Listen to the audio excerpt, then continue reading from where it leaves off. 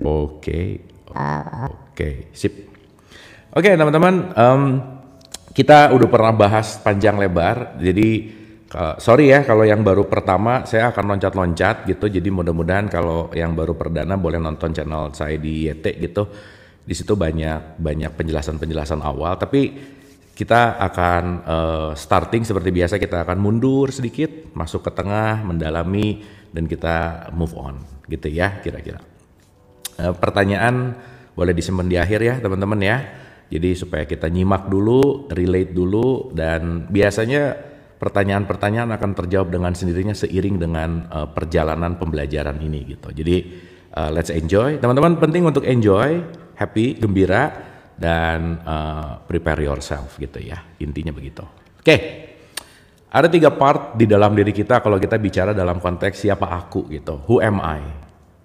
Sebenarnya yang jauh lebih dalam lagi adalah what am I gitu ya. Jadi apa dan siapa nih 2 hal yang beda sebenarnya ya. Karena apa nanti akan menjadi objek, siapa itu adalah subjeknya. Ketika kita terpenjara oleh subjek, kadang-kadang kita lupa bahwa objeknya itu apa. Subjek salah satunya adalah identity gitu. Nah, kalau kita terjebak dalam identitas, kita lupa tentang objektivitasnya kita gitu. Maka dalam perspektif realitas itu nanti ada 2. Ada realitas objektif dan ada realitas subjektif. Ya, dengerin ini baik-baik. Realitas objektif dan realitas subjektif. Nah, objektif itu seapa adanya. Tapi subjektif, segimana aku melihat itu. Ya, oke ya teman-teman ya. Nah, saya kasih contoh sederhana. Kita langsung ngegas dulu ya sedikit ya, supaya nanti kita bisa mundur-mundur dikit ke depan. Supaya di-prepare dulu, di-landingkan dulu, dibuka dulu keran-kerannya, dan supaya kita bisa dalam. Teman-teman ini lagi ngelihat warna apa sekarang? Boleh dijawab. Ayo dijawab. Ini warna apa? Kartu ini warna apa? Merah. Merah. Merah. Sip. Nice. Ini merah ya. Saya tanya si simbolnya ini. Ya, oke. Saya tanya merah di sini ya. Atau yang belakang lah ya, ini juga merah kan warnanya. Oke, sip. Sekarang saya tanya. Siap ya? Udah cukup. Pertanyaan saya. Merah itu realitas subjektif atau objektif? Yang mana? Silakan. Merah itu subjektif atau objektif? Realitasnya subjektif atau objektif, yang mana? Beda-beda nih, mulai nih. Ya, mungkin ada juga jawab, gua mau jawab apa ya? Apa jawab aja ya. Karena kan nggak ada benar, nggak ada salah. Kita belajar. Oke, thank you ya. Oke.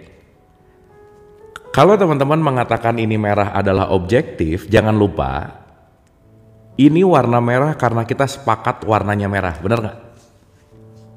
Jadi merah gara-gara kesepakatan. Karena kita sudah terinstall bahwa aku melihat warna ini adalah merah. Oke? Ini kalau kita nggak bisa melampaui ini, banyak berantem aja dalam hidup. Nah, berarti warna merah itu bukan objektif. Nah, tuh ada kata-kata memang merah. Iya, merah itu subjektif menurut kamu. Dan si subjektif ini sudah menjadi kolektif. Kita semua bareng-bareng tahu ini warnanya merah. Jadi merah adalah kesepakatan. Sampai sini oke? Oke dulu nggak nih? Kalau buta warna dia nggak ngeliat, that's it. Yes. Berarti tergantung ke sebuah kesepakatan. Nah, sekarang saya mau mengandai-andai dulu sesuatu ya, teman-teman ya. Seperti biasa kita ngotak-ngatik dulu paradigm. Oke, tapi liar, yang udah mulai ngerasa liar bagus. Karena kebingungan adalah jalan mendapat petunjuk. Jadi kalau kalian nggak pernah bingung, kalian nggak akan pernah mendapat petunjuk. Ya. Makanya kita jangan lupa ya, kenapa kita mau mencari terus? Karena kita mendapatkan masalah yang baru untuk kita dalam tanda petik maju kita kira-kira. Oke, sip ya. Oke ya. Nah, simpel nih, ini pelajaran anak TK dulu nih. Nah, jadi ada subjektif aku tahu ini merah, tapi objektif itu sesuatu yang realitas apa adanya. Ya, jadi saya kasih gambaran, teman-teman, seandainya, kalau saya dari kecil dikasih tahu sama ibu saya ini warna hitam,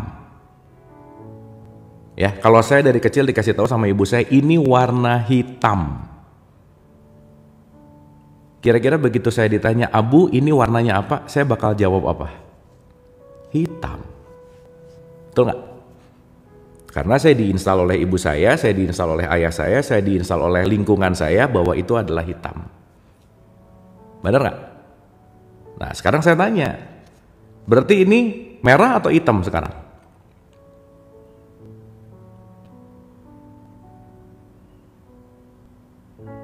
Tergantung. Yes. Kalau teman-teman udah ngelihat warna ini adalah netral, itu udah mulai bisa banyak letting go dalam hidupnya. Itulah yang disebut melampaui dualitas gitu. Gitu kira-kira. Nah ya, pelan-pelan ya. Ini susah nih, cerita ini susah. Kita harus pelan-pelan. Jadi kalau kita bicara bahwa dikit-dikit itu salah, tar dulu, salah itu menurut siapa? Subjektif.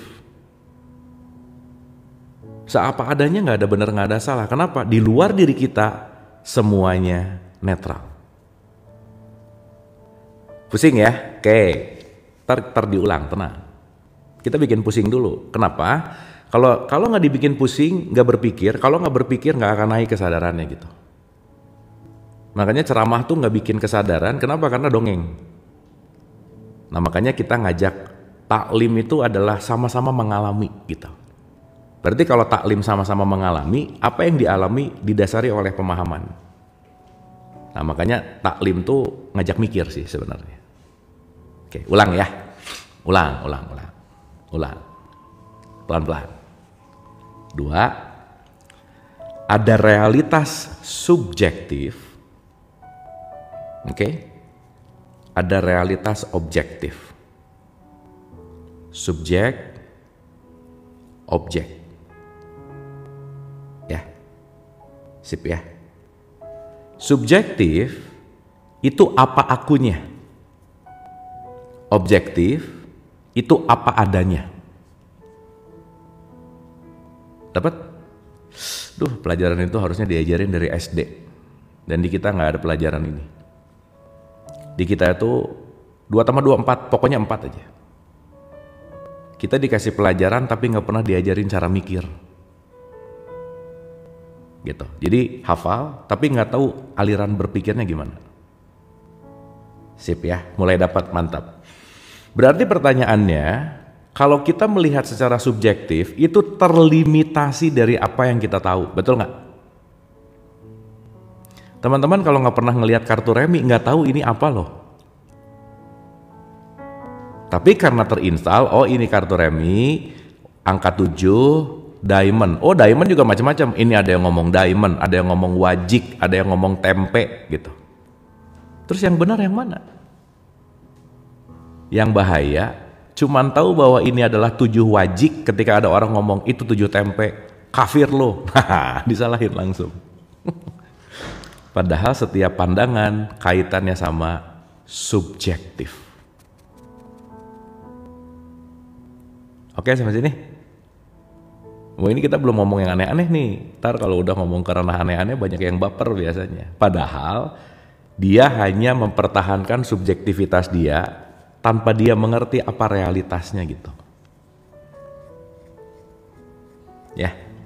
Oke, teman-teman. Easy. Aman sampai sini? Nah ya, udahlah. Pokoknya mudah-mudahan yang nonton ini kelas-kelasnya nggak di 2+2 gitu. Kita naik di log 10.000 gitu ya kira-kira. Oke, yang belum ngerti dikunyah aja dulu. Nanti pelan-pelan di penjelasan ini akan ngerti pelan-pelan. Pusing lumayan, sip. Kalau pusing, kalau bingung, kalau makin berpikir, berarti cita-cita saya lumayan terkabul. Sip ya.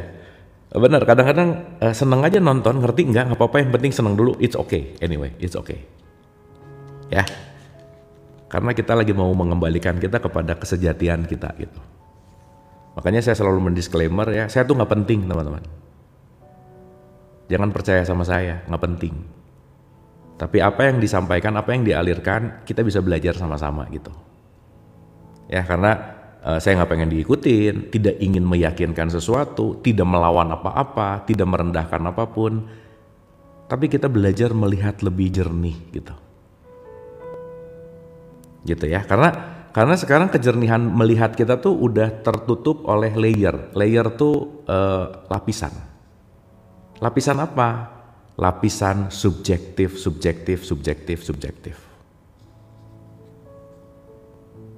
Gitu kira-kira. Sampai sini oke? Ingat ya, kalau kita bicara dalam konteks apapun, realitas hidup, objektif hidup, kembali kepada menerima realitas gitu. Kuncinya menerima realitas. Mau apapun kepercayaan kalian, agama kalian, apapun ritualnya, your choice. Tapi puncaknya cuma satu, nerima realitas nggak gitu. Jangan sampai keyakinan tidak bisa selaras dengan realitas kita kira-kira. Ya teman-teman ya. Sip ya. Mantap. Dapat ya?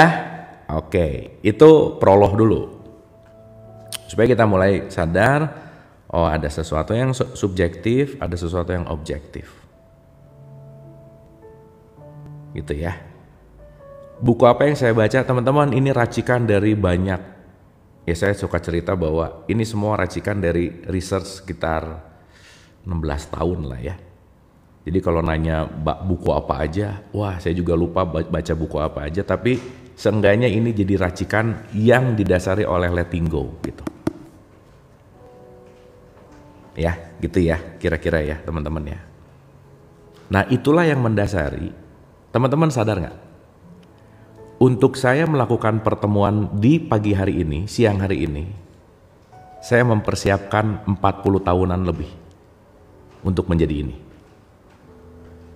Jadi saya perlu nunggu, teman-teman perlu nunggu 40 tahun untuk ada pembicaraan ini. Betul nggak? Berarti saya mempersiapkan diri saya selama seumur hidup. Itulah kenapa teman-teman jangan pernah pengen jadi orang lain. Kenapa? Percuma, buat apa? Kalau kalian pengen kayak saya, kalian harus menghabiskan 40 tahun ke depan. Buat apa? Wasting time. Kalau pengen kayak dia, buat apa? Dia menjadi seperti itu tuh puluhan tahun loh. So artinya apa? Jadilah diri kita. Jadilah kesejatian.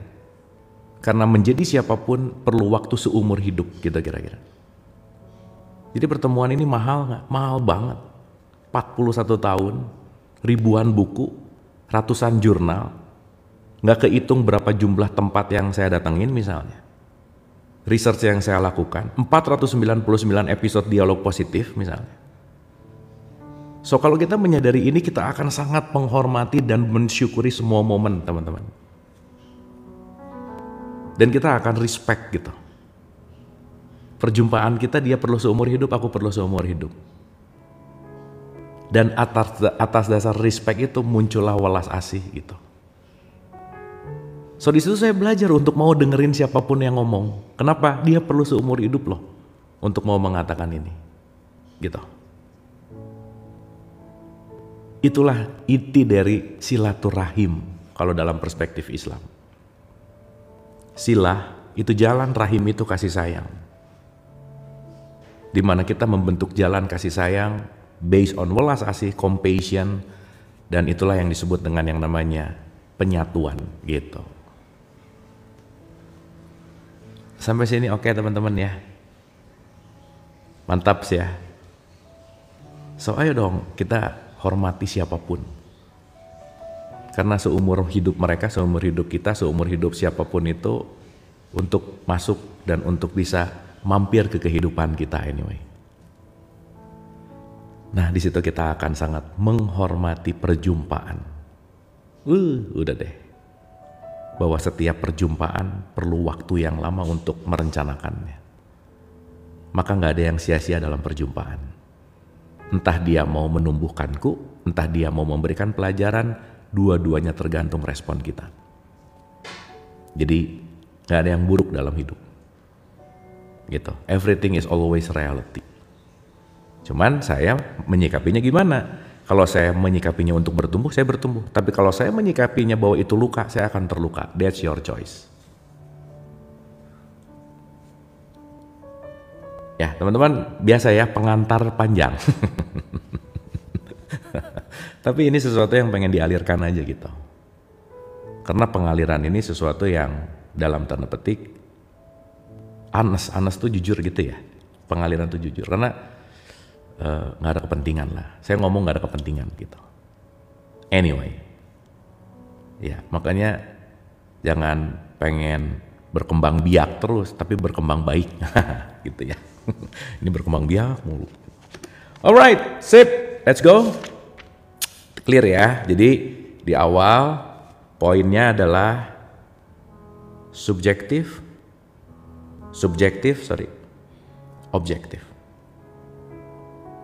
Nanti ada intersubjektif, lebih asik lagi tuh. Nanti pelan-pelan ya, supaya nanti kita ngerti, supaya kita nanti nggak ribut, nggak berantem tanpa sebuah kesadaran gitu.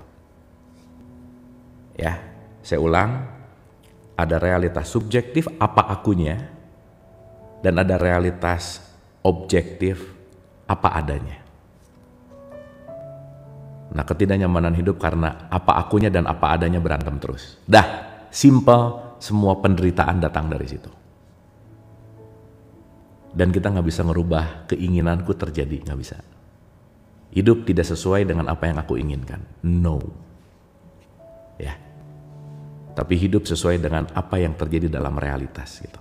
That's life. Hidup adalah mencicipi semua realitas pelajaran untuk kita mendapatkan ribuan rasa. Kalau kita menolak itu, kita nggak dapat ribuan rasa. Semakin ribuan rasa kita alami, semakin kaya kita. Oke, teman-teman ya.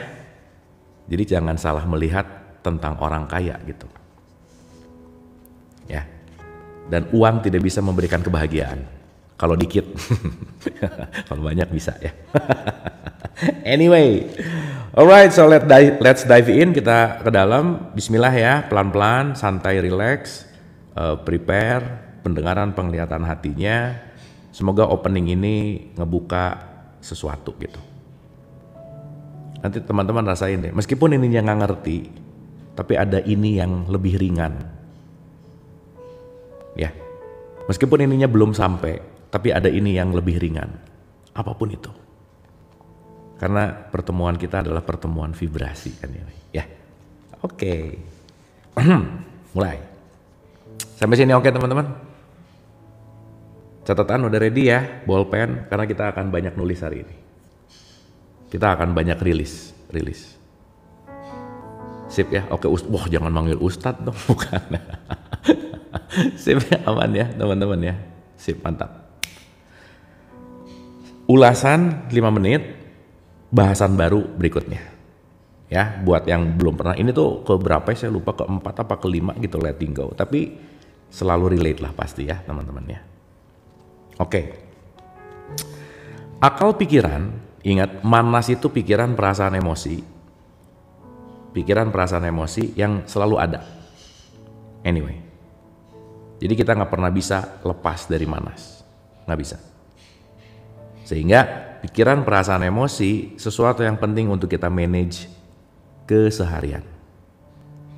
Jadi pada dasarnya hidup itu salah satunya adalah memanage pikiran, perasaan, emosi. Jadi kalau sekarang ngomong, aku lagi belajar memanage waktu, nggak bisa. Nggak bisa memanage waktu kalau nggak memanage pikiran. Gimana saya mau memanage waktu kalau saya tidak memanage pikiran? Saya mau memperbaiki keluarga, manajemen family lebih bagus, nggak bisa. Start dari mana? Thinking. Start dari mana? Thought and mind gitu. Dan kalau kita sadar bahwa ini adalah alat yang paling top, jangan-jangan jarang dipakai gitu. Ya. So, ya, dikit ya supaya ada interaksi. Tangannya boleh dikipet. boleh dikipet ya. Begitu saya nanya langsung jawab ya, untuk menjamin kepolosan. Sesuatu yang ditanya langsung jawab itu apa adanya berarti. Makanya saya selalu ulang-ulang kalau jujur itu tanpa alasan. Jadi kalau ditanya kamu gini, dia nyari alasan, itu bukan sesuatu yang jujur berarti. Maka spontanitas itu adalah the truth. Ya, dan paling capek menutupi kebenaran untuk berbohong. Berbohong itu sangat menghabiskan energi gitu. Anyway, pertanyaan saya gini. Teman-teman, sering nggak dalam keseharian menggunakan pikiran? Silakan. Ayo. Sering pakai pikiran nggak dalam keseharian?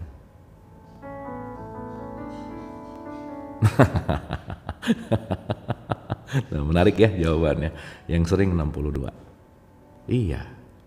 Kebalik. Yang sering kita digunakan oleh pikiran. Bukan kita pakai pikiran yang pakai kita. Ya, saya ulang dulu ya. Beda. Saya menggunakan pikiran atau pikiran yang menggunakan saya. Maka kalau pikiran yang menggunakan saya jadi budak gitu. Begitu saya jadi budak, saya sama sekali tidak punya kehendak. Free will nggak punya.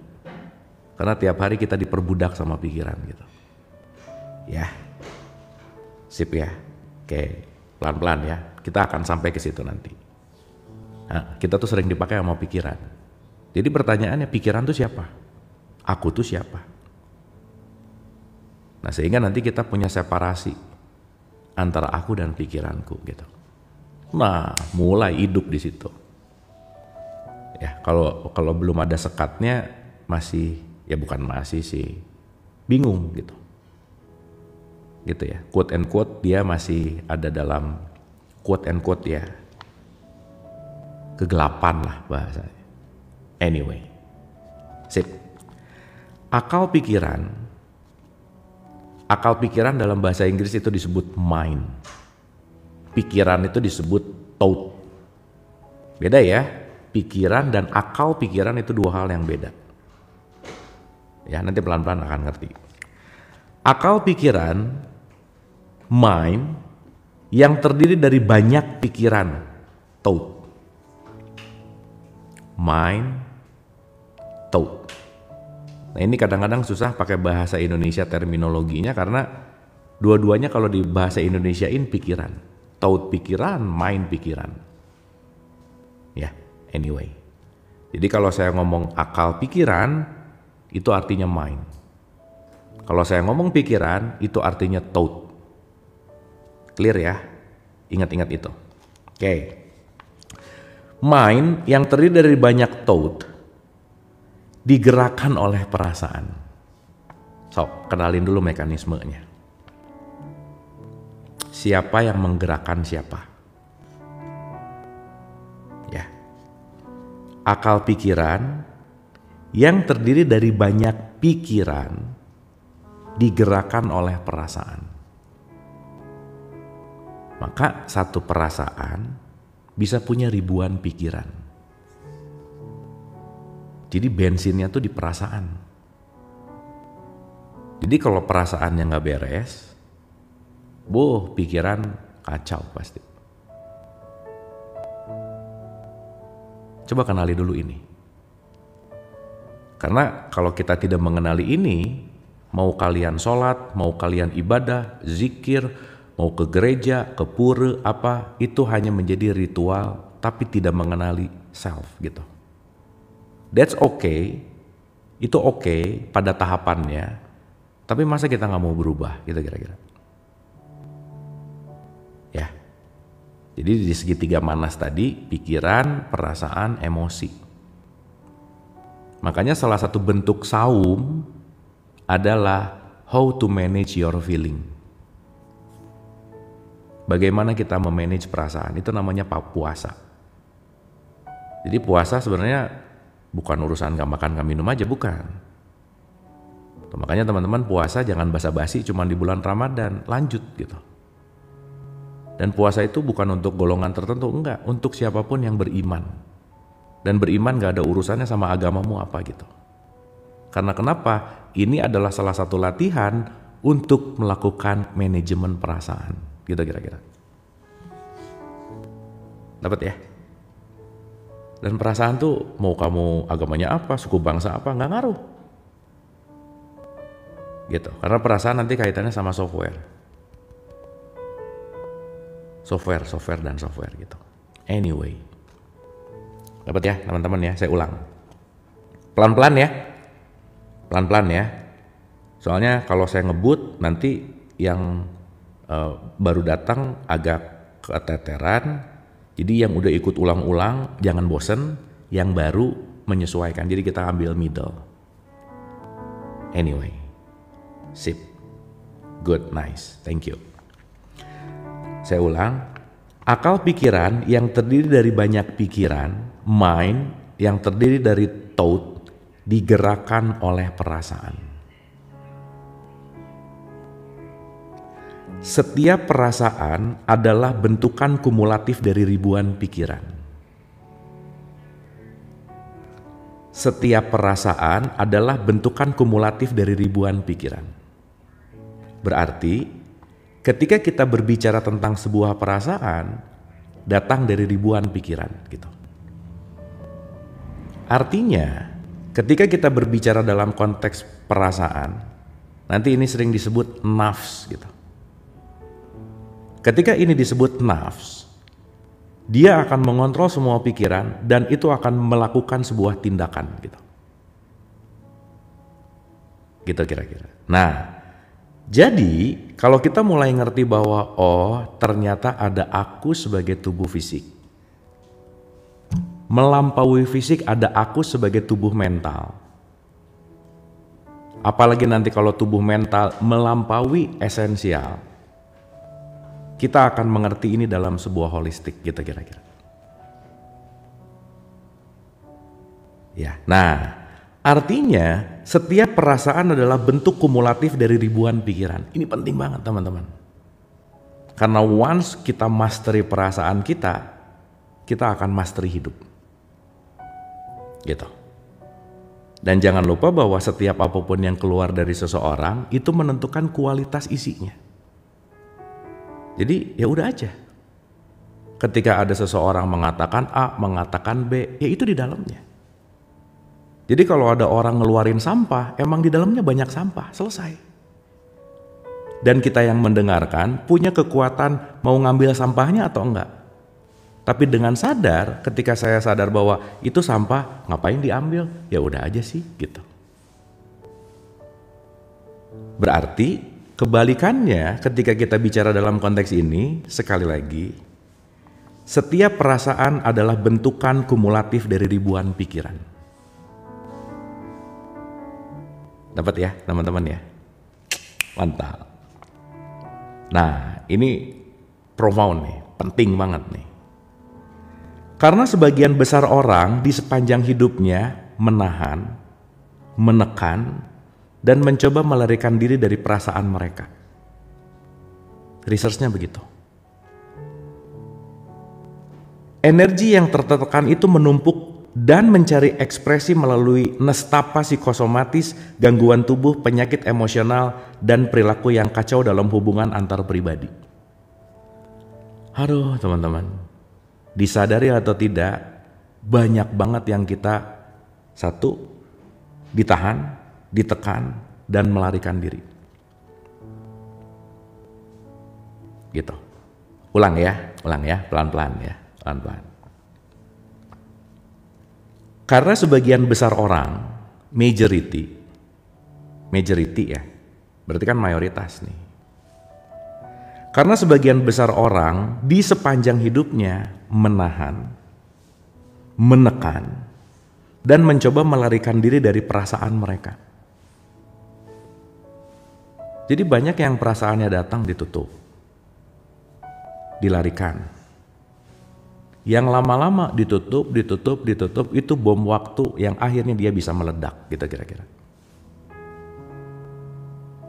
Nah pada akhirnya kita akan ngerti bahwa yang terjadi pada hidup kita, kebanyakan yang kita nggak suka.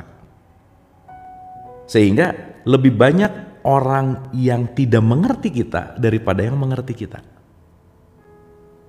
Berarti kata kuncinya apa? Letting go. Move on. Tapi ketika move on, penting untuk move in. Ketika letting go, penting untuk letting in. Artinya, jangan lupa, saya selalu mengulang-ulang ini teman-teman. Pokoknya jangan bosan aja. Kita sebagai manusia nggak pernah punya masalah dengan apapun dan siapapun kecuali sama egonya. Berarti permasalahan kita adalah ego. Jadi bukan di dia, tapi di aku. Maka karena ego itu ada di dalam diri kita, kalau ada masalah, jangan cari jalan keluar, tapi cari jalan ke dalam. Nah, mencari jalan ke dalam itu namanya khusyuk. Mencari jalan ke dalam itu namanya meditatif. Mencari jalan ke dalam itu namanya tafakur. Apapun penamaannya, tapi poinnya adalah temukan sesuatu yang di dalam, karena yang di dalam diri kita akan memproyeksikan keluar gitu. Benar, teori semua ini karena prakteknya tergantung pola pikir. Benar banget. Benar banget. Tapi kalau kita nggak ngerti pola pikirnya, pola itu akan terulang. Maka orang religius tuh belum tentu punya moral yang bagus, belum tentu. Kenapa? Karena tidak dimasukkan ke dalam konteks sebuah kesadaran, akhirnya banyak penekanan ketakutan, akhirnya melakukan sesuatu dengan fearness gitu misalnya. Muhasabah, that's it. Muhasabah itu kata dasar dari hisab. Hisab itu artinya observe, menelaah gitu kira-kira. Sip ya. Makanya di semua kitab suci selalu bilang, kamu pakai akal dong. Dalam konteks pakai akal berarti hati-hati tuh. Mind tergantung thought, tergantung perasaan. Artinya apa? Jangan kamu melakukan sesuatu yang kamu nggak ngerti gitu. Nah selama ini dogma dan doktrin kan memaksa, harus pokoknya bagus pada level tertentu, yes. Tetapi kalau kita mengulang-ulang di level itu, kita nggak akan punya pola yang berbeda gitu kira-kira. Anyway, ya. Nah, jadi saya ulang sekali lagi, ini penting sepenting-penting banget untuk kita knowing self gitu. Jadi teman-teman, tidak ada yang paling penting untuk kita perhatikan kecuali perasaan kita. Kenapa? Karena perasaan ini yang menentukan pikiran. Kenapa? Karena pikiran yang akan mendrive semua organ untuk melakukan sesuatu. Dan nanti kita ngerti perasaan itu apa sih gitu. Dari mana datangnya perasaan? Kenapa begitu? Kenapa begini? Gitu kira-kira. Sip ya. Nah makanya ya maaf ya, nggak banyak orang yang mau mikir gitu. Nggak banyak, dikit. Makanya kebanyakan orang justru menilai. Karena ketika dia tidak menggunakan akalnya, dia akan menawarkan sebuah opsi lain adalah saya mau ngejudge dia aja. Kenapa? Nggak cocok sama aku. Gitu. Kenapa? Realitas subjektifnya menguasai gitu. Esensinya ada di situ gitu. Nah, semakin kita melihat realitas objektif, kita akan lebih damai hidupnya. Nggak terlalu rese sama orang lain, nggak terlalu rese sama keimanan orang lain, nggak terlalu rese sama penilaian keluar gitu. Yang akhirnya kita akan menyadari bahwa oh iya ya, semua adalah pembelajaran dari dalam gitu kira-kira. Jadi nanti kita bisa memanage energi gitu, melepaskan diri dari perbudakan, nah gitu. Anyway, sip ya teman-teman ya. Nah, karena sebagian besar orang di sepanjang hidupnya menahan, menekan, dan mencoba melarikan diri dari perasaan mereka. Energi yang tertekan itu menumpuk dan mencari ekspresi melalui nestapa psikosomatis. Ini perasaan yang gak beres, gak disadari, psikosomatis. Sakit mental. Nanti yang lebih dalam lagi sakit fisik. Lebih dalam lagi stroke. Apapun itu. Sehingga dalam konteks di mana stroke dan seterusnya itu datang karena dari mulai faktor yang paling mental sampai ke fisik. Jadi kalau fisiknya udah terjadi sesuatu berarti berat banget tuh di dalamnya gitu kira-kira. Dan kita melihat itu semua dalam konteks yang namanya sinyal, sign. Iya, nggak tiba-tiba, enggak. Maka petunjuk itu berteriak setiap saat tapi kitanya nggak mau dengar. Rasa untuk maafkan itu teriak, tapi kitanya nggak mau. Kenapa? Karena saya merasa saya benar. Dengan merasa saya benar, saya menumpuk perasaan yang sama, padahal orang yang kita benci, mungkin dia biasa-biasa aja.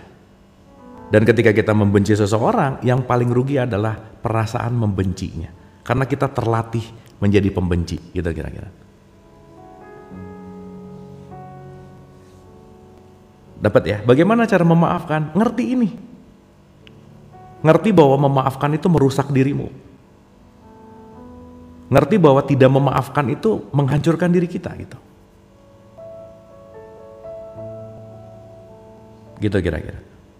Dan nanti kita ngerti bahwa letting go itu adalah melepaskan. Dan kita akan benar-benar bisa mengerti semua apa yang kita lakukan. Kenapa? Karena kita benar-benar menyadari, bukan karena kebiasaan. Gitu. Kira-kira kurang lebih seperti itu ya, teman-teman ya. Anyway, kita lanjut.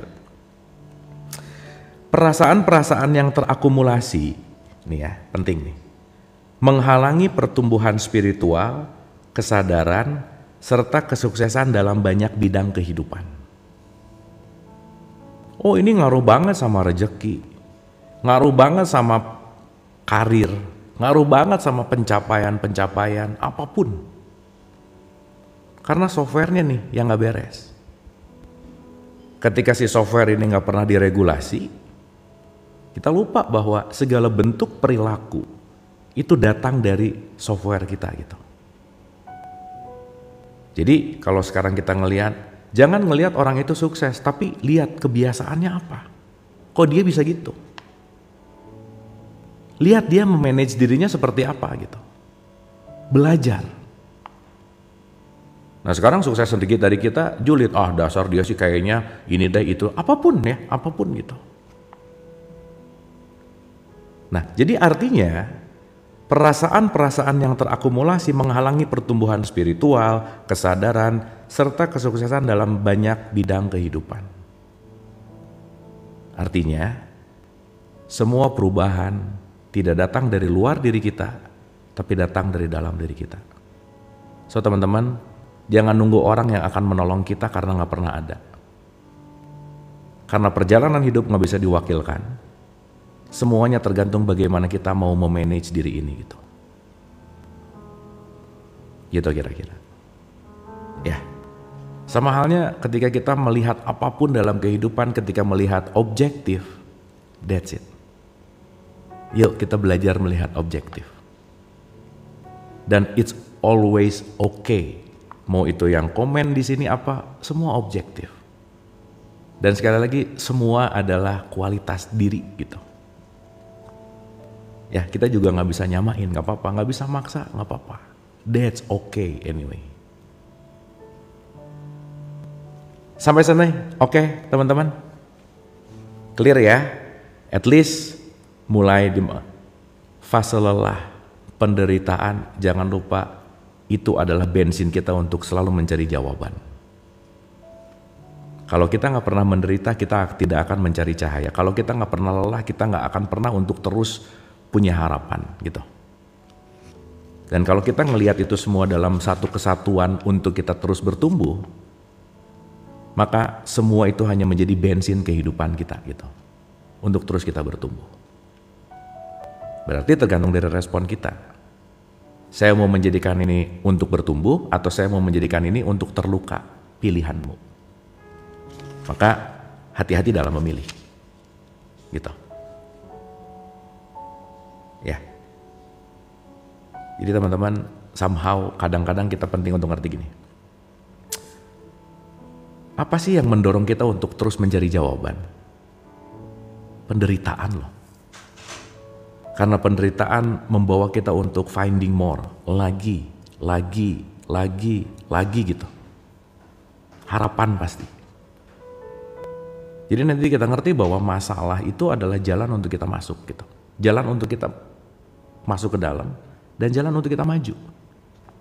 Karena kalau nggak ada masalah dalam hidup kita nggak maju gitu kira-kira. Sip ya teman-teman ya. Getting clear ya. Makanya jangan bosan saya selalu mengutip statementnya Rumi bahwa luka adalah tempat cahaya masuk. Kalau nggak ada luka, nggak akan mungkin ada cahaya yang masuk. Kita perlu diretakkan dulu untuk ada cercah cahaya masuk. Maka kalau kita merubah perspektif masalah itu menjadi jalan cahaya, kalau kita ngelihat perspektif bahwa semua masalah itu adalah untuk membuat aku lebih maju, dan itu akan menjadi sesuatu hal yang membuat kita bertumbuh gitu. Karena semuanya adalah pilihan. Oke teman-teman ya, itu pemanasannya. Itu pemanasannya. Ya, itu udah kita bahas dan kita akan bicara ke chapter berikutnya. Kita bicara dalam konteks mekanisme pelepasan. Ya, kita masuk ke mekanisme pelepasan supaya kita dapat how to-nya gitu. Gimana sih? Tapi at least mulai. Ada perasaanku, ada pikiranku. Rumi itu Jalaluddin Rumi, nanti boleh dicek ya. Dia salah seorang sufi besar lah. Ya cek aja Jalaluddin Rumi gitu. Banyak banget statement-statement yang super keren dari beliau. Ya, oke. Nggak retak lagi, tapi bolong kan bagus. Udah bolong kan berarti jalannya lebih gede gitu. It's okay, nanti ngerti kok. Suatu saat nanti kita akan sangat bersyukur terhadap semua kepahitan dan kepedihan hidup karena tanpa itu semua kita nggak mungkin ada di kelas ini gitu. Gitu ya, kira-kira ya. Sip ya. Dan nanti ngebedain banget gitu mana orang yang penuh harapan dan mana orang yang penuh dengan ketakutan. Penuh dengan kecemasan. Kalau orang penuh dengan kecemasan dia akan ngelihat susahnya, nggak mungkin, ribet. Tapi once penuh dengan harapan, that's it. Saya mau berubah gitu. Saya akan menjadikan semua ini adalah bensin untuk saya bisa move on. Dan that's your choice. Pilihanmu gitu kira-kira. Oke ya teman-teman ya. Oke, kita masuk ke chapter baru. Mekanisme pelepasan. Judul besarnya adalah mekanisme pelepasan. So teman-teman mudah-mudahan di vibes di ruangan ini kita vibes yang penuh dengan hope gitu kan. Ya. Kita berbagi vibes yang full of hope. Dan wah, sangat berbahagia kalau kita ketemu sama yang sefrekuensi gitu.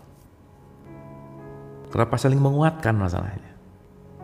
Karena kan silah rahim tadi gitu. Silah itu jalan, rahim itu kasih sayang. Kita fokusnya di hope-nya gitu. Anyway. Nah, sekarang kita masuk ke mekanisme pelepasan. Ya. Pelepasan melibatkan kesadaran atas sebuah perasaan. Membiarkannya muncul ke permukaan, bertahap menghadapinya, dan membiarkannya pergi dengan sendirinya tanpa keinginan untuk mengubah atau melakukan apapun terhadapnya. Ya, saya ulang sekali lagi ya, dengerin baik-baik. Pelepasan melibatkan kesadaran atas sebuah perasaan. Sadar aku sedang merasakan ini. Jadi kalau teman-teman lagi marah, belajar untuk gini. Bukan aku marah, bukan. Aku sadar akan perasaan marah, karena marah bukan aku. Aku sadar aku cemburu, karena cemburu bukan aku. Aku sadar lagi bete, karena bete bukan aku. I am aware of, saya menyadari perasaan. Karena perasaan bukan aku. Karena kalau kita langsung ngomong aku marah, yang dianggap marah diri ini. Marah itu bukan aku, tapi aku sadar aku sedang merasakan marah. I am aware of, saya sadar akan, gitu kira-kira. Dapat ya? Dan ini kalau kita nggak punya jarak antara respon dan peristiwa, susah nih. Makanya teman-teman belajar untuk hening sejenak dalam setiap respon. Ada responsif, ada reaktif. Merespon, tapi nggak usah harus ngambil reaksi gitu. Saya merespon semua komen di sini, tapi saya tidak bereaksi terhadap apapun komen itu, ya udah aja gitu. Karena rugi kalau saya mereaksi setiap komen di sini yang kira-kira reaktif itu akan menurunkan tingkat energi saya gitu misalnya. Gitu. Nah, jadi kembali kepada pelepasan melibatkan kesadaran atas semua perasaan, membiarkannya muncul ke permukaan, bertahan menghadapinya, dan membiarkannya pergi dengan sendirinya tanpa keinginan untuk mengubah atau melakukan apapun terhadapnya. Nah, jadi di tahapan ini, sadari bahwa perasaan itu tamu.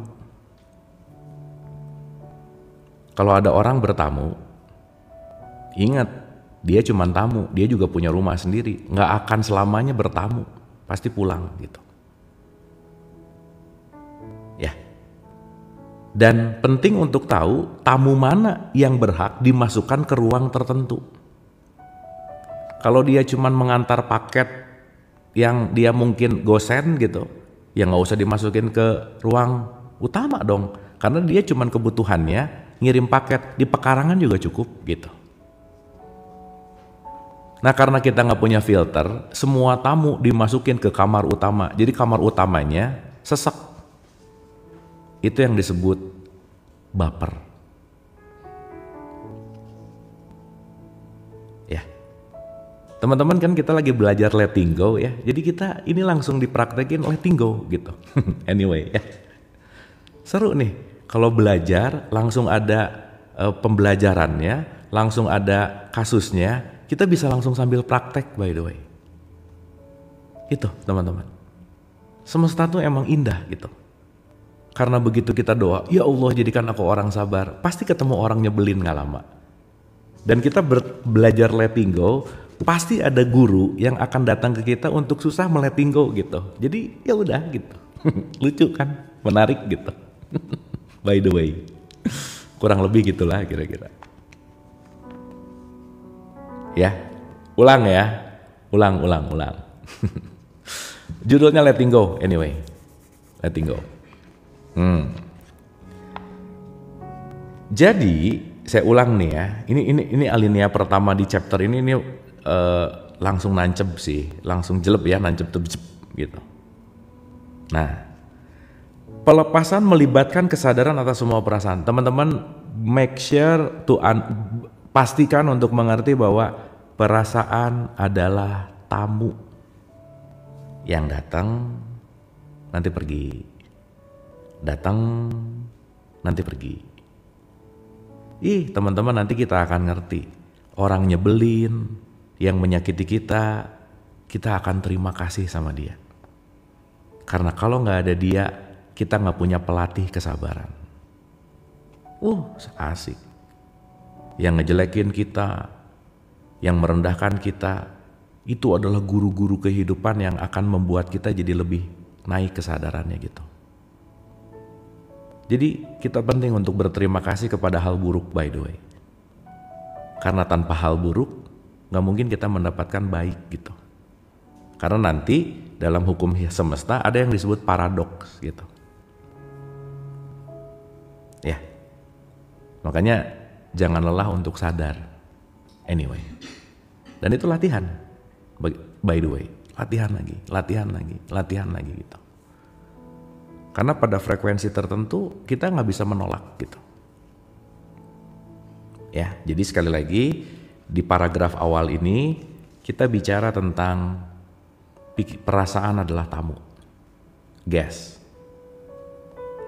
Makanya di VT saya teman-teman boleh lihat nanti tentang guest house.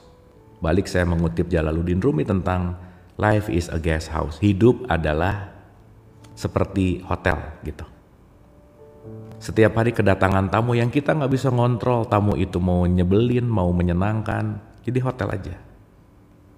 Sehingga kalau kita sadar bahwa kita adalah guest house, kita akan menerima semua tamu dalam kehidupan. Anyway, tahu nggak? Nah nanti di beberapa pertemuan ke depan saya akan bicara belajarlah jadi manusia ruang, jangan jadi manusia perabotan gitu. Karena kalau kita jadi manusia ruang, kita akan mewadahi semua perabotan. Tapi kalau kita menjadi manusia perabotan, kita lupa bahwa kita adalah ruang, gitu kira-kira. Dan itu nggak mudah memang. Kenapa? Perlu ngerti dulu dan perlu latihan. Itu yang paling penting. Oke teman-teman, supaya bisa langsung kita aplikasikan, mungkin kita boleh hening sejenak. Coba rasain apa yang gak enak, sakit, yang pokoknya something hurts gitu ya. Yang kita anggap ini sesuatu yang aduh gimana banget, coba rasain dengan sepenuh hati.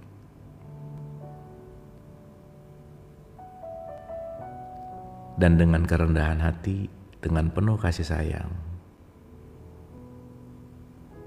berterima kasihlah kepada orang yang paling kalian benci, momen yang paling tidak disukai.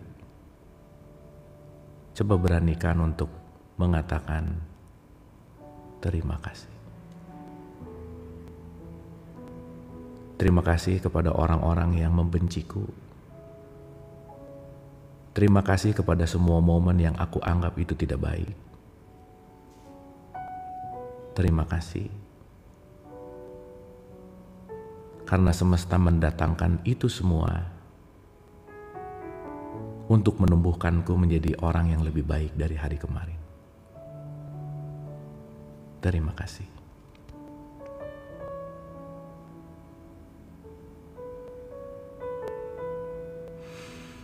Anyway, gitu teman-teman. Jadi dilatih tuh.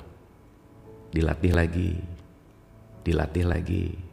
Itu nanti pelan-pelan letting go. Dan gak bisa gitu. Itu gak bisa kalau gak dilatih dan gak diulang-ulang. Iya, nanti pelan-pelan emosinya turun. Yang asalnya bencinya 100, nanti turun jadi 90. Turun. Jadi nanti kita ngerti bahwa dia datang tuh bukan untuk ngebuat aku jadi down, bukan. Cuman gak ngerti waktu itu. Nah sekarang udah ngerti, oh iya ya.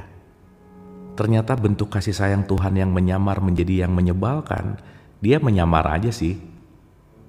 Untuk aku belajar.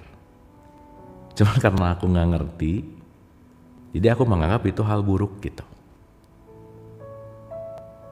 Oke teman-teman. Sampai sini dapat ya.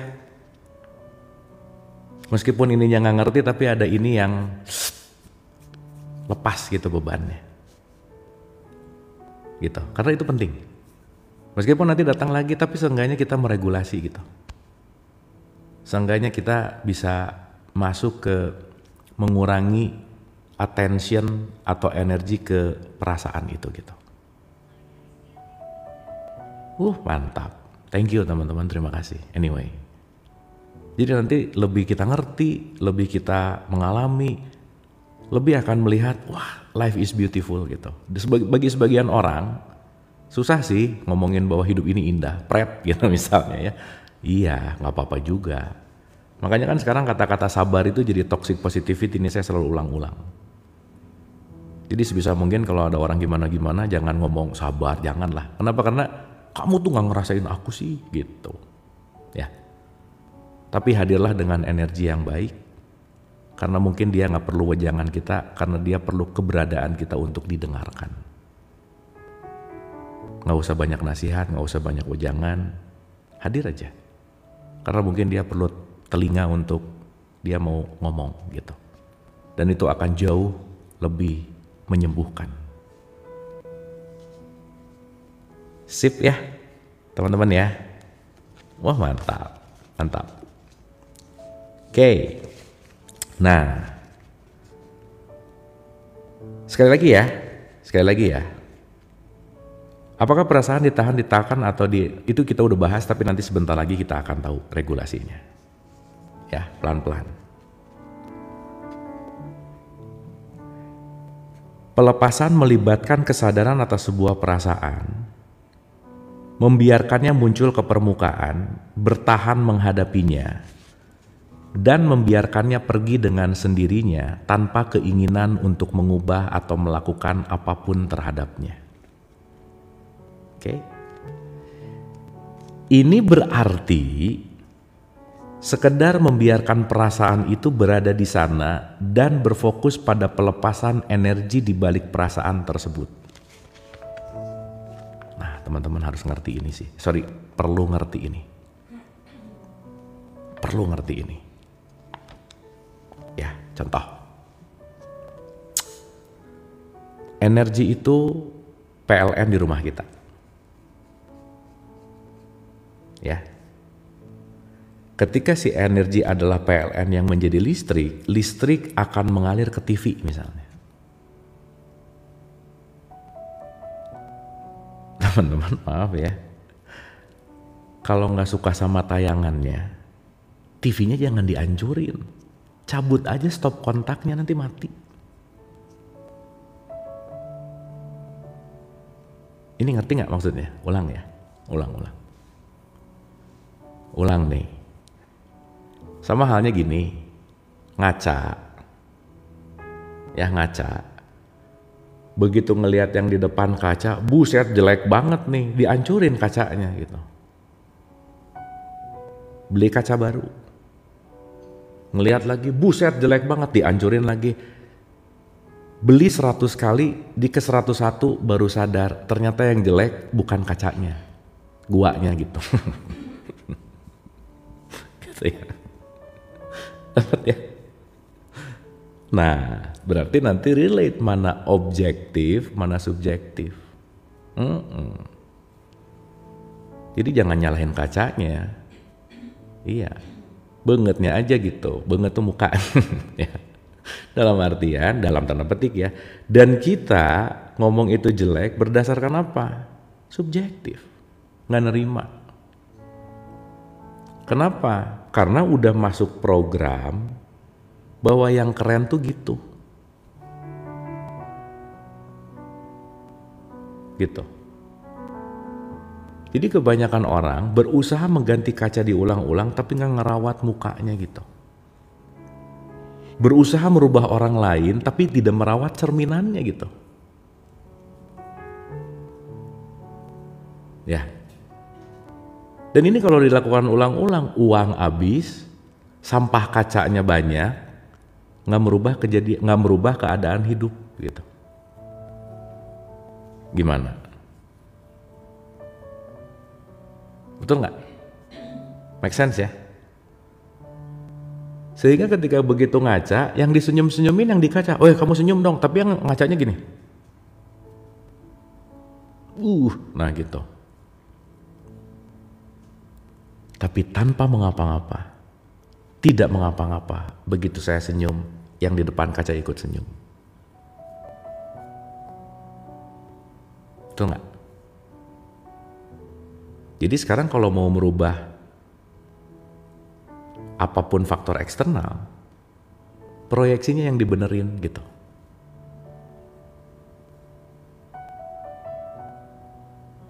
Dapat ya teman-teman ya?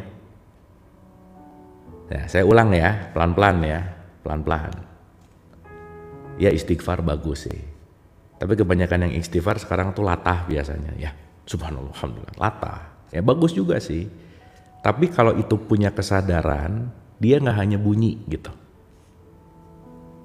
Dia nggak hanya sebuah habits gitu, tapi that's it. Aku ngerti nih. Kenapa itu sendiri? Kenapa itu keluar? Kenapa itu bunyi asbun benar? Sok ya, apa urusannya? Kena tai burung, astagfirullah, kena tai burung, aku bertobat. Apa urusannya tai burung sama bertobat coba? Kan latah itu namanya.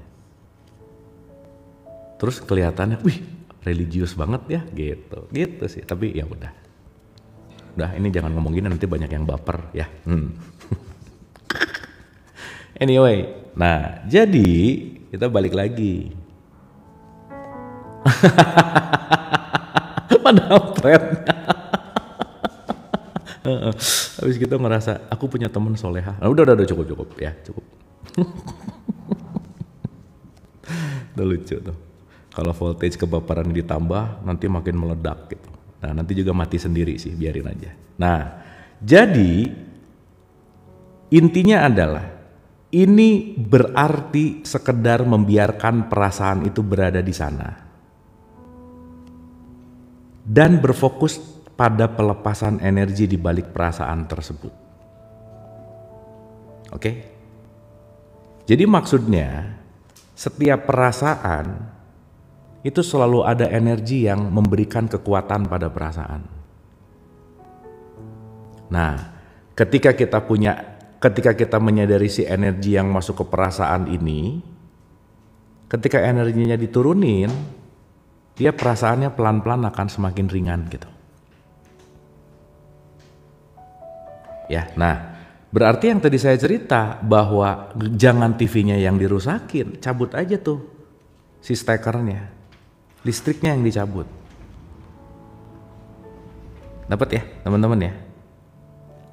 Karena kalau listrik yang dicabut, TV-nya tetap aman. Kita ngejaga. Jangan lupa ya, kita penting untuk merawat fisik maupun mental. Dan jadi nggak harus ngerusak kan gitu. Ya, mantap. Nah, sekali lagi ya.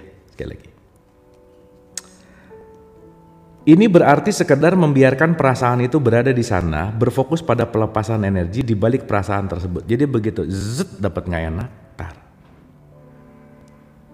energi saya lagi mengalir ke situ tuh. Biasanya udah dapat perasaan, energinya kenceng, langsung melakukan tindakan. Komen, posting. Makanya kalau lagi ada frekuensi yang rendah, postingan, kita lagi mengundang sesuatu yang buruk dalam hidup. Jadi jangan heran kalau banyak hal buruk terjadi dalam hidup, kita mengundangnya tanpa sadar. Ketika kita apa? Ketika kita emosi. Ayo gimana? Aku tuh gak pernah julid sama orang, kenapa orang julid? Nah gak pernah tuh perasaan aja sih gitu. Gak tahu ya. Kebiasaan yang diulang-ulang kan dia gak sadar, jangan-jangan. Sayanya gak sadar gitu, jangan-jangan. Dapat ya? Akhirnya begitu hal buruk terjadi, nyalahin kamu sih. Nah, jangan-jangan runtutan ketidaksadaran itu yang mengundang dia datang supaya kita sadar bahwa kamu selama ini tuh kayak gitu loh. Kamu selama itu tuh melakukan itu loh. Ingat rumusnya teman-teman, 95% kehidupan kita enggak sadar. 95%. Setelah usia kalian lebih dari 35-40. Karena setelah 35-40 kita dipenjara oleh habits, dipenjara oleh paradigma, dipenjara oleh mindset, dipenjara oleh belief system gitu. Yang datang suami orang gimana Kang? Itu mah PY ya. Apa itu PY? Problem Y gitu. KM kumaha maneh gitu kira-kira ya. Ya. Jadi after 35-40 kita terpenjara sama yang namanya habits.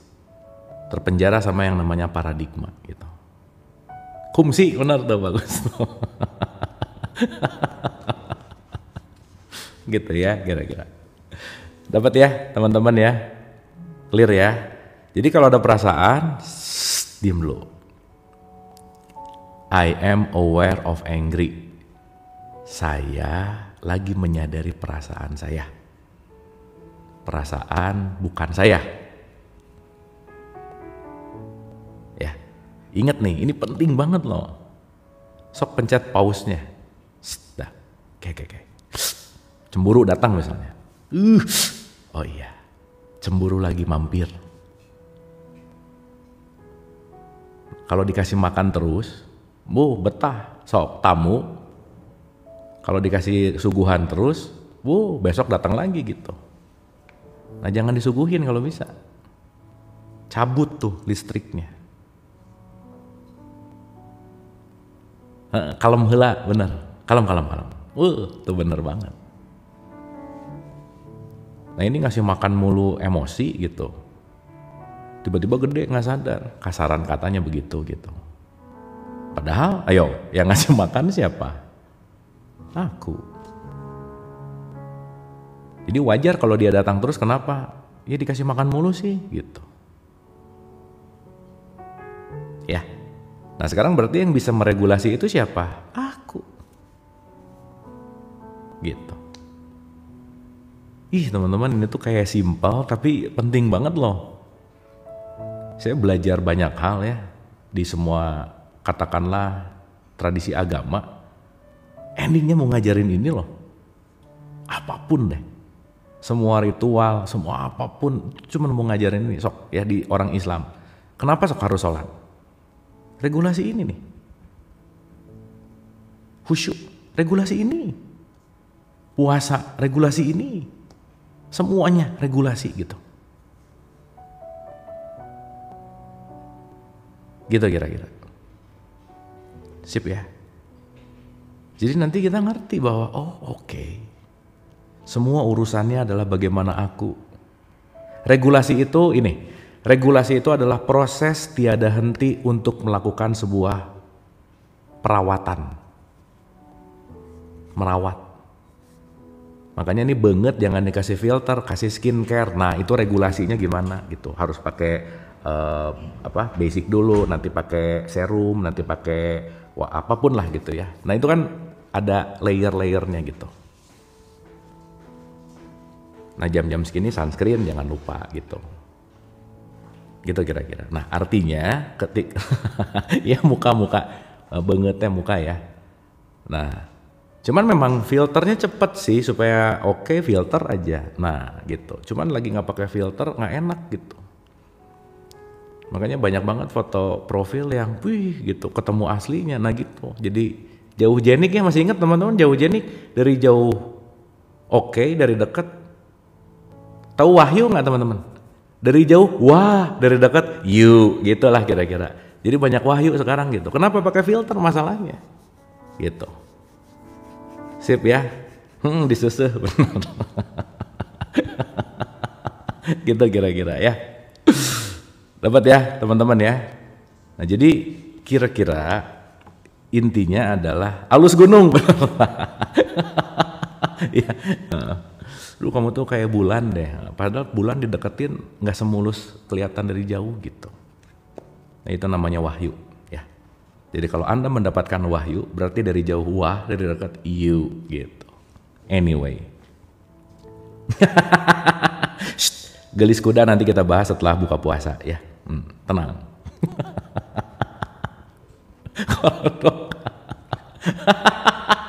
Ya oke. Sip ya. Yang namanya wahyu jangan tersinggung. Ingat ya, ini room nggak boleh baper. Oke. Teman-teman kita masuk ke praktikal. Kang live-nya jam berapanya? Nah itu saya tuh live nggak tentu. Buset ini udah mau 11.45 nggak kerasa ya. Kita tadi perjanjian sampai jam berapa ya? Jam 11.50, 12 lah ya. Sampai jam 12 ya. Sampai sini jam 12 oke teman-teman? Ntar bisa lama teh ngantuk lagi. Oke ya. Sip ya. Jangan jam 1 atau kan jam 1 saya ada kelas. Nanti jam 1 boleh nyambung ke kelasnya Pak Wayan ya. Itu yang Pak Wayan. Top lah. Sip. First step. Ingat jangan ngerusak TV-nya, mending cabut stekernya. Jangan ngerusak dirinya, mending cabut energinya. Gitu. Ya. Langkah pertama adalah, langkah-langkah ya. Siap. Linknya ada di story saya. Ya, Pak Wayan salah satu guru saya. Ya, dari Bali, beliau dari Bali. Namanya juga Wayan tuh ya. Masa Wayan dari Batak? Bisa aja Ketang, bisa. Bisa aja. Ya, langkah pertama. Ya, jadi begitu ada apa namanya, ada tamu, sadari dulu itu tamu gitu. Ya, sadari dulu itu tamu gitu. Oh ini tamu nih gitu. Oh iya, yang jam 1 di live juga, tapi siapa tahu mau join ke Zoom boleh gitu. Nanti di live-in juga. Ya nanti di sini di si Tok di live-in juga. Ya, nah. Langkah pertama adalah biarkan diri Anda memiliki perasaan itu tanpa menolaknya. Ini nomor 1. Coba diingat-ingat nih. Begitu jangan. Aduh. Nah jangan gitu. Teman-teman gini ya. Teman-teman ngerti stigma nggak? Paham arti stigma nggak? Stigma itu satu step lebih dari dogma dan doktrin. Ya. Dan stigma, dogma, dan doktrin itu tergantung lingkungan. Jadi teman-teman jangan menyamakan sama siapapun. Kenapa? Lingkungan kita beda-beda. Tuh ada orang ngomongnya kasar apa, ngertiin dulu. Kenapa? Ya dia lingkungannya di situ, lahirnya di situ. Jadi kalau ada anak lahir di tempat geng tukang ngegosip, si anak ini akan melihat bahwa ngegosip itu biasa aja gitu. Ya. Jadi jangan terlalu cepat ngejudge nih, omongan orang apa, itu tergantung lingkungannya. Dan kalau dia memiliki ofensif, ya wajar, pasti jarang piknik gitu. Pasti jarang main jauh, pasti pengetahuannya segitu-gitu aja. Kita mendingan ngerti gitu. Ya namanya juga anak TK. Rebutan kursi mah wajar, anak kecil, anak TK gitu kira-kira. Ya karena balik lagi, benar. Makanya salah satu kunci kesadaran sifatnya apa? Memaklumi. Cuman koma ya waspada juga gitu. Karena antara sabar sama tolol beda tipis, balik lagi tuh. Aku mah sabar aja, enggak bego aja sih. Bisa aja loh, sangat bisa gitu. Ya makanya penting untuk knowledge-nya naik, pemahamannya naik, kesadarannya naik gitu. Sip ya. Oke. Nah, langkah pertama adalah biarkan diri Anda memiliki perasaan itu tanpa menolaknya. Mengekspresikannya, takut terhadapnya, mengutuknya, atau mengkhotbahinya. Jadi begitu tamu datang, jangan dikhotbahin, jangan, udah sok. Contoh, ini teman-teman saya ngomongin stigma sedikit ya. Aduh, ini rada dalam tapi tolong dengerin baik-baik. Saya mau cerita dari metodologinya sedikit ya. Oke. Saya pinjem siapa ya? Saya pinjem Carl Gustav Jung aja. Siapa Carl Gustav Jung? Carl Gustav Jung itu salah satu psikolog terkenal. Tulisannya Jung, Jung biasanya. Menurut penelaahan Gustav Jung, salah satunya ya, ini terlepas apapun kita ngambil satu perspektif aja. Tapi nanti akan kita relatekan gitu.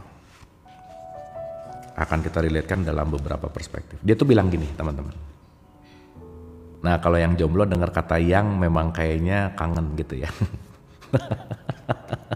Jung, Jung, Carl Gustav Jung, bukan Jung. Jangan-jangan tadi pas ngomong Jung, tiba-tiba langsung refleks apa gitu, jangan-jangan gitu ya. Aduh, jam-jam kritis memang ya. Nah gini nih, kalau udah 45 menit ke atas emang langsung gini sih, nggak apa-apa ya. Emang efektivitas belajar tuh emang 45 menit sih.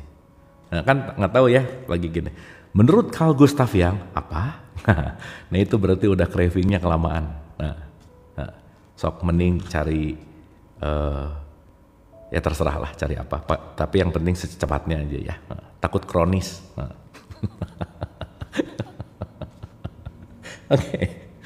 Aduh jadi lupa. Oh ya, Gustav Young itu dia bilang gini teman-teman.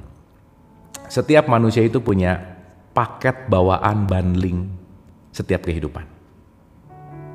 Ya, itu disebut arketipe. Nah, ini jangan dipikirin lah, ini mah wilayah psikologi ya. Disebut arketipe. Salah satu arketipe namanya anima animus.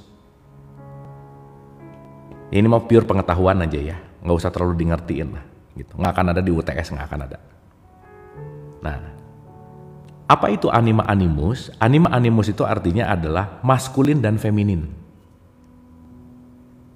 Jadi mau gimana pun kita sebagai manusia, kita tetap XXXY, ada dari ayah dan ada dari ibu. Jadi maskulinnya ada, femininnya ada. Jadi kalau sekarang kalian pengen, aku mau menjadi perempuan seutuhnya, nggak bisa. Atau aku mau menjadi laki-laki seutuhnya, nggak bisa. Kenapa?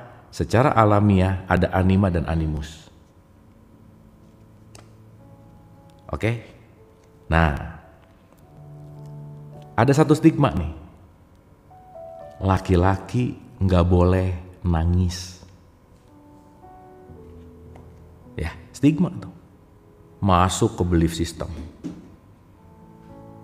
Ketika si stigma menjadi belief, dan aku tahu aku ini laki-laki, masuk, aku laki-laki, dan aku nggak boleh nangis. Jadi belief nggak? Yes. Jadi stigma nggak? Yes. Berarti kalau ada tamu yang sedih pengen nangis, dia tolak.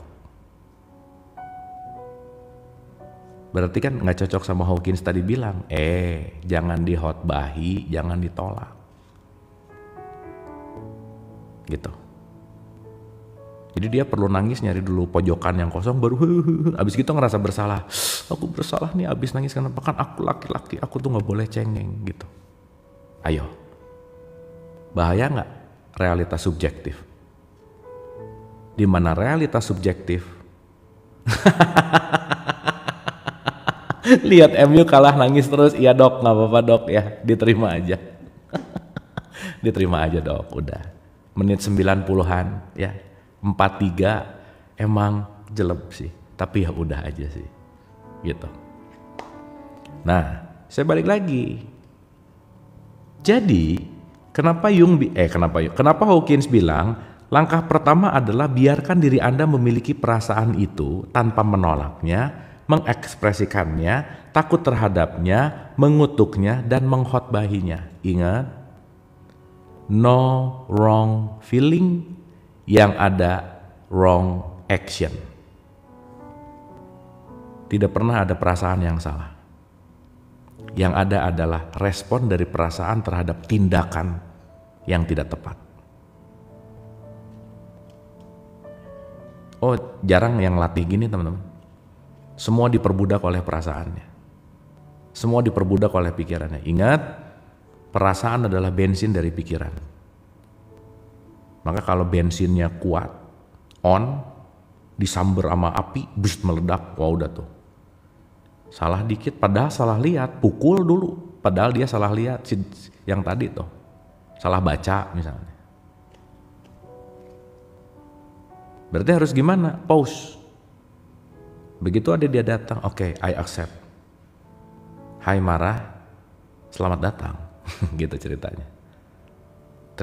Thank you ya udah datang, udah bertamu nih. Ada kamu lagi ngasih pesan apa sama saya gitu? Apa yang kamu hendak sampaikan sesuatu? Kenapa, ada apa nih gitu? Ya meskipun nggak literally gitu ya, tapi ini saya mau bicara tentang self talking. Teman-teman jangan lupa ya. Saya mau nanya dulu deh. Aduh, tapi kasihan yang jawab. Tapi nggak apa-apa ya, nggak apa-apa ya. Coba siap, pertanyaan terakhir sebagai closing.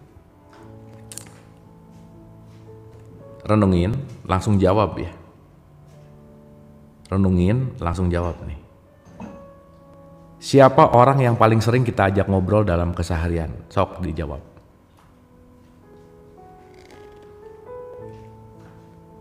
Ayo. Mulai ini pada mabok.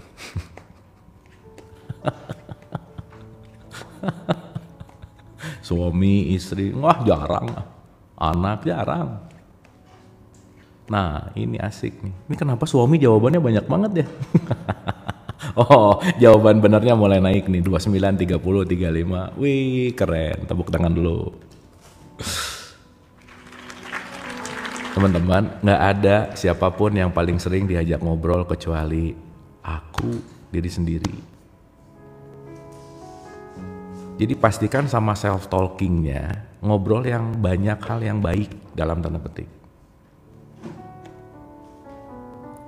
Kalau udah jomblo, lu aku jarang gitu. Padahal self-talking itu penting. Nah maksud saya, ketika si tamu itu lewat, self-talking dulu. Hei Marah, kamu kenapa datang? Ada apa? Mau menyampaikan pesan apa?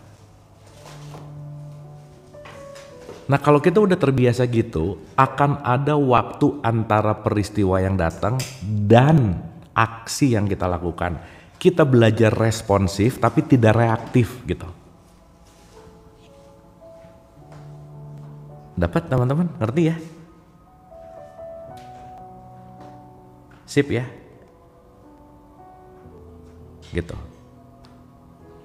Nah, setelah kita udah punya gap antara kejadian sama aksi, di situ kita bisa mulai bicara, saya bisa menguasai diri gitu. Makanya kalau kita nggak belajar menguasai diri, diri yang menguasai kita gitu. Ya, saya ulang. Langkah pertama adalah biarkan diri Anda memiliki perasaan itu tanpa menolaknya, mengekspresikannya, takut terhadapnya, mengutuknya, atau mengkhotbahinya. Itu berarti tidak memberikan penghakiman dan melihat itu hanyalah perasaan. Just feeling, dah. Itu dulu aja. Tekniknya adalah Anda bersama perasaan itu dan lepaskan semua upaya untuk memodifikasinya dengan cara apapun. Lepaskan keinginan untuk menolak perasaan itu. Penolakan adalah perlawanan yang membuat perasaan itu terus bekerja. Ketika Anda berhenti melawan dan mencoba untuk memodifikasinya, perasaan itu akan berubah menjadi perasaan berikutnya dan disertai dengan sensasi yang ringan. Perasaan yang tidak dilawan akan lenyap begitu energi yang mendasarinya menguap. Nah jadi, apa makna sabar? Sabar adalah menguapkan energi pada perasaan, alias nyabut steker listrik supaya TV-nya mati.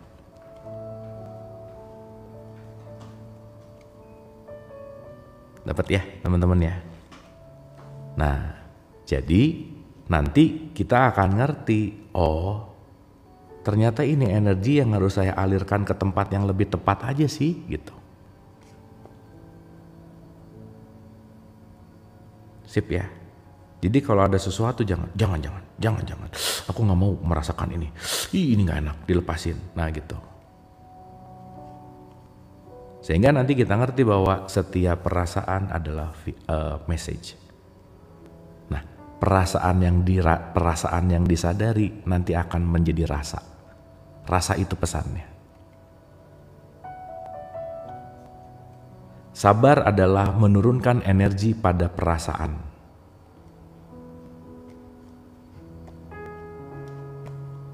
Nah menariknya benar, mau siap nggak siap tamu ini random. Karena tergantung dari situasi, tempat, apa yang dilihat. Karena semua apa yang kita lihat relate kepada memori. Ngelihat nih sekolah nih jadi ingat mantan waktu SMA misalnya. Nah ngelihat sekolahan, masuk ke memori, timbul perasaan. WhatsApp nggak ya? Nah, mulai itu. Ya, reuni lah, udah tuh. Reuni tuh mengacak-ngacak memori tuh, seru. Ya, jadi nanti kita ngelihat runtutannya jelas gitu teman-teman. Kenapa aku gini? Oh, ingat ya, panca indera sebagai jembatan masuk ke memori. memori nanti masuk ke perasaan, perasaan nanti masuk ke pikiran, pikiran nanti ke emosi, emosi terus looping. Gitu. Nah, jadi kita akan ngerti semua ini. Inti dari masalah hidup adalah reuni sebenarnya. Beneran kata Pak Wisnu, reuni. Sip ya. Oke teman-teman ya, hati-hati, semuanya pasti punya memori. Every place, setiap tempat, setiap apapun pasti relate kepada sesuatu. Teman-teman, sapu tangan itu akan memiliki different memory kepada seseorang ketika orang, maaf ya, teman-teman, ini penting untuk kita ngerti kenapa kita penting untuk menghargai siapapun. Ketika ada orang ngelihat sapu tangan tuh bisa nangis-nangis nih, ya Allah. Terus buat orang awam yang ngelihatnya, lebay banget loh, lihat sapu tangan aja nangis. Ternyata apa coba? Sapu tangan ini dikasih sama ibunya yang baru aja meninggal. Jadi dia melihat sapu tangan, dia melihat ibunya. Nah, nanti ngerti nih, kemana saja kamu menghadap, kamu melihat aku. Apa maksudnya? Kita akan bahas di episode yang akan datang gitu. Oke ya, teman-teman ya. Jadi sekali lagi, intinya di pertemuan kita kali ini, bagaimana kita bicara atau bagaimana kita menyadari tentang regulasi dari perasaan. Dan nanti kalau kita ngerti, dan gak ada yang ngerti sih, semuanya berproses untuk semakin mengerti. Ingat ya, kita gak ada guru murid, kita semua belajar bersama, dan yang paling penting kita semua tulus untuk saling mau belajar gitu kira-kira. Oke guys,